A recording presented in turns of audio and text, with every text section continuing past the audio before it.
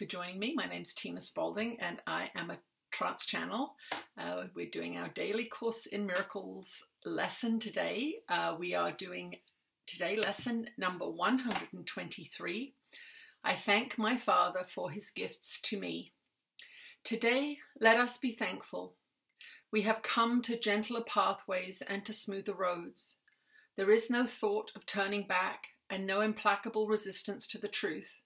A bit of wavering remains, some small objections and a little hesitance, but you can well be grateful for your gains, which are far greater than you realize. A day devoted now to gratitude will add the benefit of some insight into the real extent of all the gains which you have made, the gifts you have received. Be glad today, in loving thankfulness.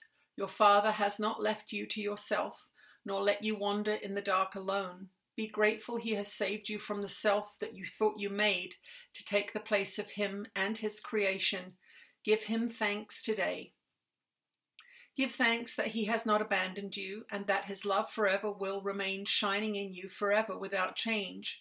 Give thanks as well that you are changeless, for the Son he loves is changeless as himself. Be grateful you are saved. Be glad you have a function in salvation to fulfill. Be thankful that your value far transcends your meager gifts and petty judgments of the one whom God established as his Son. Today in gratitude we lift our hearts above despair and raise our thankful eyes, no longer looking downward to the dust.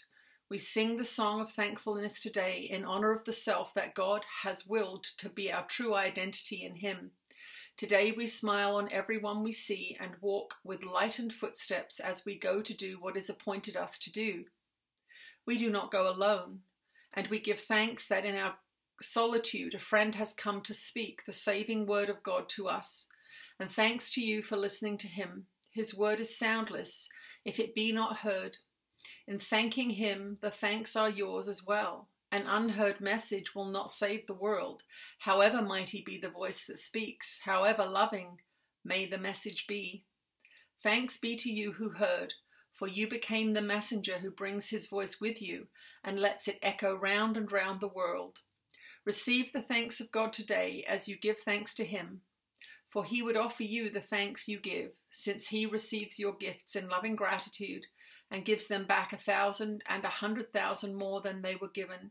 He will bless your gifts by sharing them with you, and so they grow in power and in strength until they fill the world with gladness and with gratitude. Receive his thanks and offer yours to him for 15 minutes twice today, and you will realize to whom you offer thanks and whom he thanks as you are thanking him.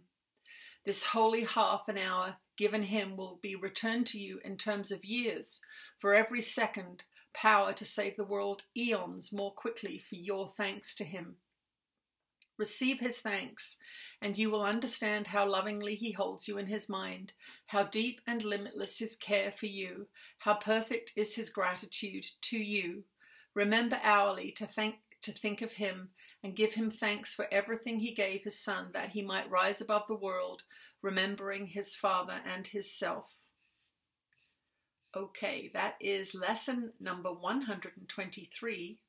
I thank my Father for his gifts to me. Let's see what Jesus has to say today.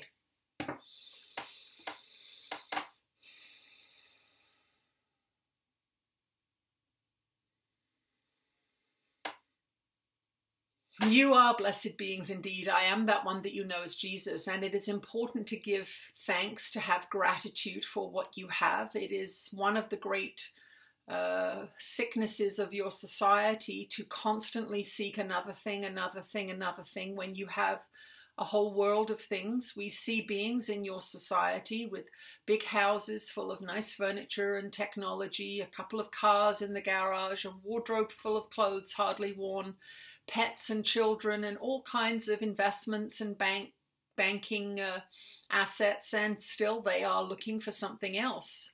Stop, all of you, stop and ask yourself, what have I already got? Not only in the material possessions that we describe there, although that is one of the great infections of the Western mind, this constant seeking for more, more and more, waiting for Christmas to buy gifts, to get gifts. This is not the only thing. Of course, you have the most magnificent gifts of God, which are things like imagination and your desire to connect and love and to express yourself, this unique ability to express yourself. What a wonderful, wonderful thing to be grateful for. You have ideas, you have inspirations, you have purpose, you have passion. Be grateful for these things, the non-material things. These are the truly nutritious things that are going to prevent you from needing the material things. So the training in your society is constantly focusing you on the body, constantly focusing you on the next big house or the nicer car or the upgraded telephone. They do that for a reason. It keeps you from going to the non-physical things that are truly satisfying. Again, your creativity, your ability to communicate, your ability to love, your ability to be inspired and have purpose and direct your life to the good. If you stop focusing on the material so much, you could even give yourself a purchasing diet for a few months and say, seriously, when we look at everything we have, we do not need any more. Let us not buy anything more for 3 months. Let us use what we have in gratitude.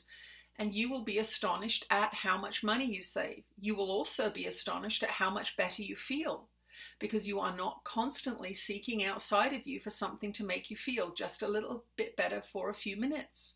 You are going deep inside and you are excavating and appreciating those truly wonderful gifts that are God-given. Your intelligence, your caring, your love, your interest, your curiosity, your creativity, your passion for life, all of these things. They diminish when you focus on the material. They increase when you focus in gratitude on them. I am that one that you know as Jesus. We will speak to you again tomorrow. Thank you for joining us today. I'll see you tomorrow. Bye-bye.